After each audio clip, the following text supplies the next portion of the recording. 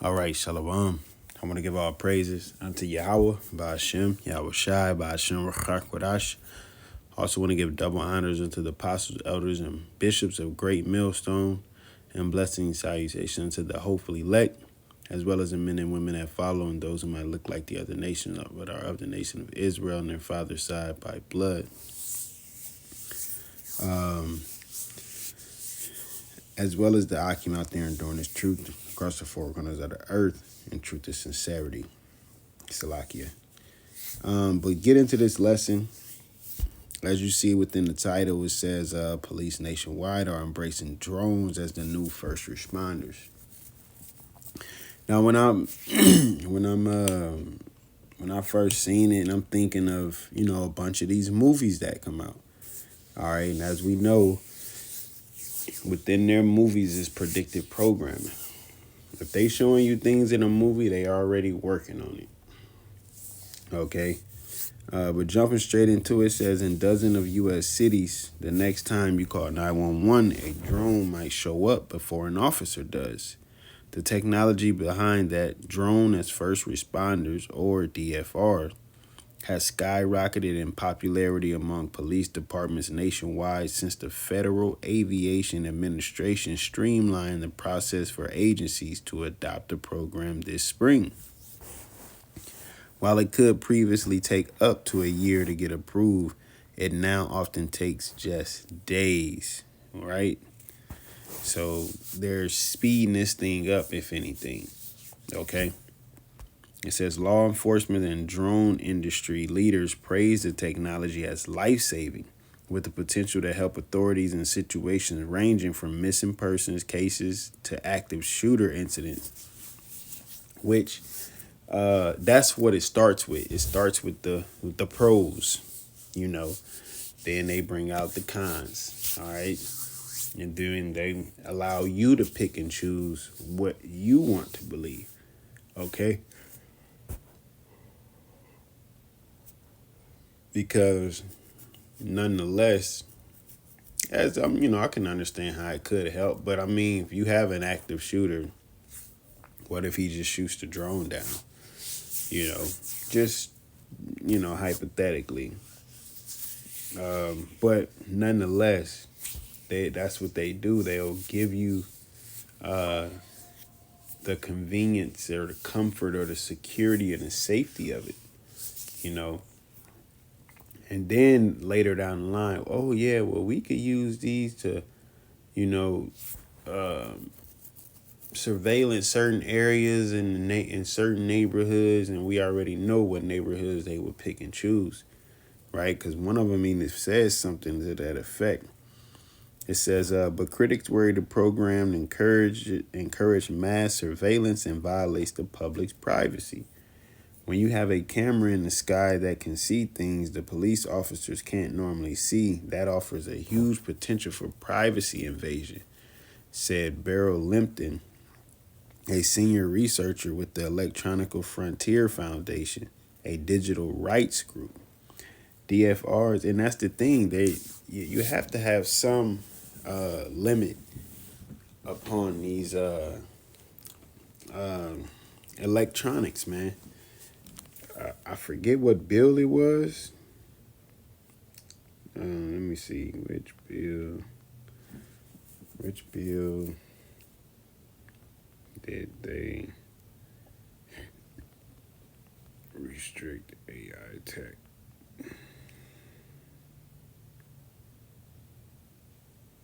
Oh yeah, it was within a big beautiful bill.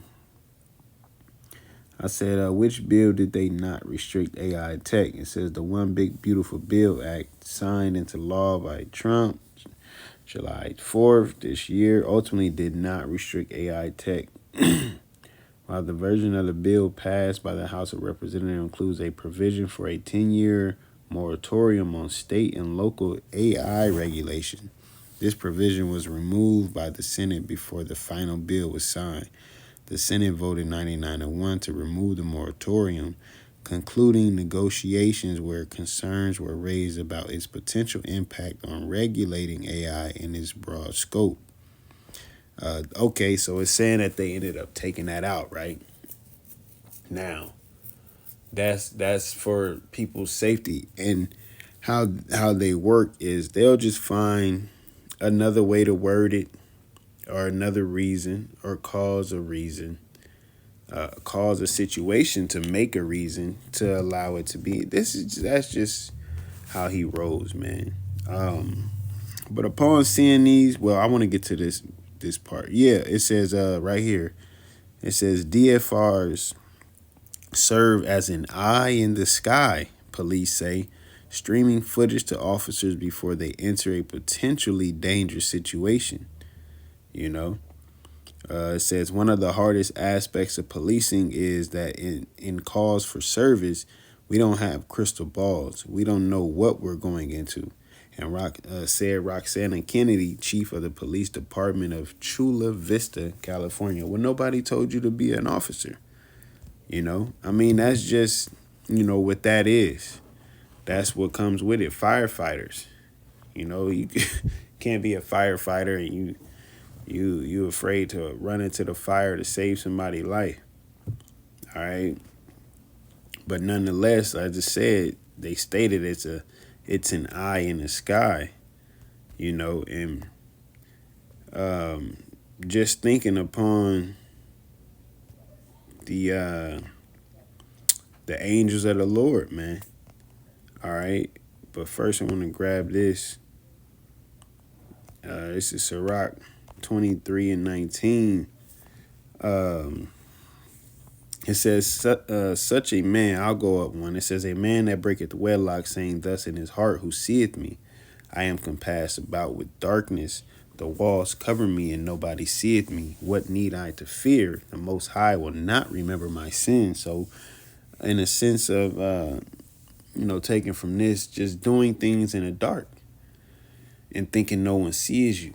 All right, thinking you're actually escaping the sight of YAHAWASHI. Right, and I'm putting this in the sense of Esau with his plans and his ideas that he have for the whole world, trying to enslave the whole world, okay, having no privacy and, more surveillance. They already got tapped into, phones and TVs and different electronics and Wi-Fi's to the big brothers and the cameras and all of that. Matter of fact, man, we was at the brother house and I believed it belonged to the police station. I'm not 100% sure, but there was a drone flying around and it just landed on a charging station. And the crazy thing is, it looked like a regular light. It looked like almost like a light pole, And the drone sitting up there, some kind of looks similar to a light. So it just goes to show you a lot of this. They already do it and get it done. And, they don't got a concern with the public if they don't want. And if they do, they just keep it quiet, But it says, verse 19, such a man only fears the eyes of men, and knoweth not that the eyes of the Lord are 10,000 times brighter than the sun, beholding all the ways of men and considering the most secret parts. And that's Esau. Esau wants to play God. He wants to be and surpass. He want to be better than the Most High. He's trusting in his technology that much to where he feel he wants to be better than the Most High. Okay, through his technology. All right, as she said, you can see it's as an eye in the sky, man. And that's ultimately what it is. It's just to lock everything down. Can't get away. Like, you think about the MOTB, ain't no he want to tax everybody and everything, every cent you get. MOTB come about, ain't no getting paid under the table. You pull up to somebody's house and you do their breaks for them and they pay you just because you're skilled at that. But in Esau's world, you need to work for a company or have your own business so he can tax you. You can't get no money, no untaxed money, pretty much. You know? This is Amos 9:8. It says, Behold, the eyes of the Lord YAHAWAH, BAHASHAM YAHAWASHI, are upon the sinful kingdom, and I will destroy it from off the face of the earth. You know? And which is this kingdom? All right? So the Lord watches this kingdom. He watches what men do, women do, children do. All right? The elite do. Everyone does. He watches. All right, because the Lord has to bring forth judgment, and Esau wants to do the same thing. He wants to there's no privacy from the Heavenly Father. So this is what Esau is trying to do, take privacy away from you. Okay? I'm about to look that up.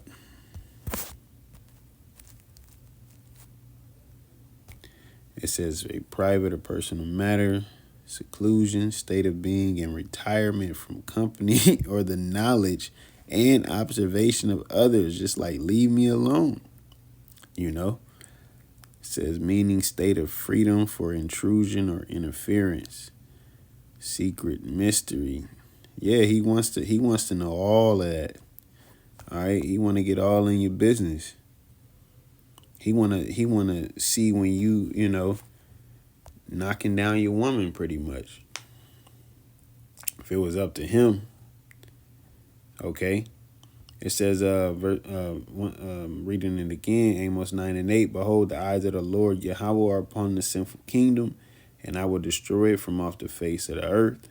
All right, because that's what's going to happen to Babylon, a.k.a. America, is going to be destroyed off the face of the earth by way of the Most High, Yahweh BAHASHAM YAHAWASHI, when he puts it in these minds of the kings, a.k.a. the presidents, the czars, the leaders, the ministers, whoever, whatever you want to call them, who are running these other countries and they have nuclear capability.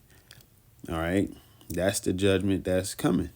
Okay, pursuing that Isaiah 9:5, Revelations 18, I think it's Isaiah 54:19, Job 20, 2 Peter the 3rd chapter, Malachi the 4th chapter. Okay, judgment is coming by fire to this place, man. All right, it says, saving that I will not utterly destroy the house of Jacob, said the Most High Yahweh, because the Lord has a remnant. He has his elect, okay? And they are going to make it out of that, even with Esau's surveillance or whatever he wants to do, you know. The Heavenly Father's elect will make it out of there. One way or another, they will be caught up in the clouds, man. All right? Whether they have to become a martyr or whether they make it through all the trials and tribulations of Jacob's trouble. Okay? That's up for the Most High to say. Okay? I'm going to just get this one as well. This is 2 Ezra 15 and 17. It says, a man shall desire to go into a city and shall not be able. Now, when you read within this, you know, pretty much roughly 14 on down, it speaks about, you know, what the times that we're coming into with all these different laws and bills that they're passing. It's just a matter of time before people start to lose it. People are already starting to lose it. You see more and more people complaining about their lifestyle, you know, that they're now living on this earth, right? Because they're understanding and realizing like, hey, I literally go to work to live, to survive, pretty much. I don't get to take vacations and buy this food and go eat at this steak restaurant or whatever. It's like, I got to work 2-3 jobs if I want to do extra stuff, you know? So you pretty much have enough to sustain, which for the most part, that's, you know, what you need in a sense. All right. But we ought to enjoy the fruits of our labors, but Esau doesn't allow that. All right, because he want to squeeze every bit of life out of you. All right, maybe not every bit. He leave enough. He'll leave enough for you can still work and but we getting to the point where he don't need you to do that anymore because he's creating his humanoids, he's creating his robots, he got his AI technology. All right, I've just seen an article. It said that AI, I believe it might even said this year, taking about 100,000 jobs, man. So what do you think? Where do you think that's going to leave you? It's going to leave you obsolete. Here, yeah, you can still live here. Take this universal basic income and just sit in this little room all day, man. They had a little cartoon showing. This is why I wanted to bring this out, because at the end of the day, it's all about surveillance and getting rid of your privacy, man. All right, putting you into an open prison, so to speak. All right, they might not have bars and gates around you, but you'll still be locked in, man, into a box. All right. So hey, things are going to continue to come out, and we're at the end. Call Allah YAHAWASHI for it.